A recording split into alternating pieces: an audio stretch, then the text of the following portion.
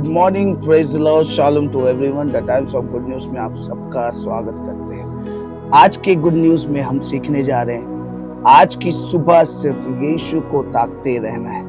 आज अपने मुंह से घोषणा करे, आज से मैं यीशु की ओर ताकते रहूंगा। बोले, आज से मैं यीशु की ओर ताकते रहूंगा। इब्रानियों की पुस्तक उसका 12वां अध्याय उसका 2 वचन में इस प्रकार से लिखा है, और विश्वास के कर्ता और सिद्ध करने वाले यीशु की ओर ताकते रहे, जिसने उस आनंद के लिए जो उसके आगे धरा था, लज्जा की कुछ चिंता ना करके क्रूस का दुख सहा और परमेश्वर के सिंहासन की दाहिनी ओर जा बैठा।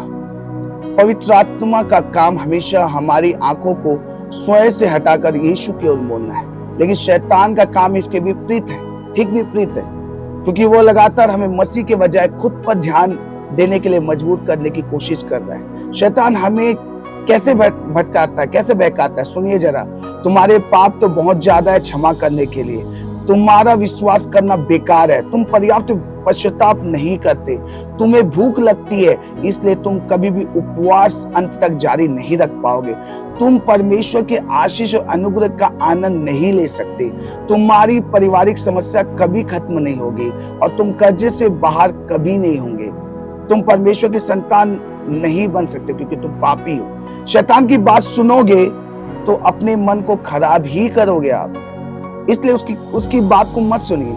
लेकिन पवित्र आत्मा में क्या सिखाता है कि वो हमसे बहुत प्रेम करता है, प्रभु हमसे प्रेम करता है, वो हमको हर हाल में पसंद करता है, इसलिए यीशु की ओर ताकते रहे। आज अपने मुंह से यही घोषणा करना है कि मैं यीशु की ओर ताकता रहूंगा। मेरा भरोसा केवल यीशु की ओर है, मेरा भरोसा केवल यीशु की ओर है, सिर्फ यीशु की ओर है, मेरा भरोसा यीशु पर है। मैं शैतान के बहकावे पे नहीं आऊंगा। अपने मुंह से आज घोषणा करे कि मैं शैतान के बहकावे पे नहीं आऊंगा, मैं केवल यीशु की ओर ताकूंगा। अपने मुंह से आज कहेंगे, मैं यीशु की ओर ताकता रहूंगा, मेरा भरोसा केवल यीशु पर है। आज अपने मुंह से घोषणा करेंगे, मैं यीशु की ओर ताकते रहूंगा, मेरा भरोसा केवल यीशु पर है। शैतान मुझे बहका नहीं सकता, शैतान का कोई अधिकार नहीं आपको बहकाए। आप उसकी बातें क्यों सुनते हो? क्यों आप उसके ओर ध्यान देते हो? वो आपको यही गलत बातें आपके माइंड में डालता है कि तुम कर्ज में बंधे रहोगे, तुम दुख में रहोगे, तुम पश्चाताप, तुमने वैसा पश्चाताप नहीं किया है, तुम भूखे, तुम्हें भूख लगती, तुम उपवास नहीं रख सकते, तुम जारी नहीं रख सकते। वो आपको बोलेगा तुम्हारी पारिवारिक समस्या कभी ठीक नहीं होगी, वो आपसे कहेगा तुम आजाद नहीं हो पाओगे, वो बोलेगा तुम बीमारी में ही रहोगे, वो आपको बहुत सारी ऐसी बातें कहेगा जो झूठ है और जो मसीह आपसे ये सब नहीं कहता। मसीह कहता मैं तुमसे प्यार करता हूँ, मसीह कहता तुमको मैं जैसे हो वैसे अपनाऊंगा। मसीह आपसे प्रेम करता है। पवित्र आत्मा हमें सहभागिता हमारे साथ रखता है कि वो मसीह की बातों की ओर कान लगाए। हम लोग को अपनी आंखें केवल उसकी ओर रखना है, अपने आंखों को केवल उसी के ओर देखने के लिए उठाए। आज से बोले, केवल मैं यीशु को देखूंगा, केवल उसी की ओर ताकूंगा। आज से मैं सिर्फ यीशु को ही ताकूंगा, उसके ओर ताकते रहूंगा। परमेश्वर आज के इस वचन में आपको आशीष दे। आइए हम अपने आंखों को बंद करें और आज से घोषणा करें कि आज से केवल सिर्फ और सिर्फ यीशु की ओर मैं ताकते रहूंगा। मेरा जीवन केवल उसी के लिए बना है।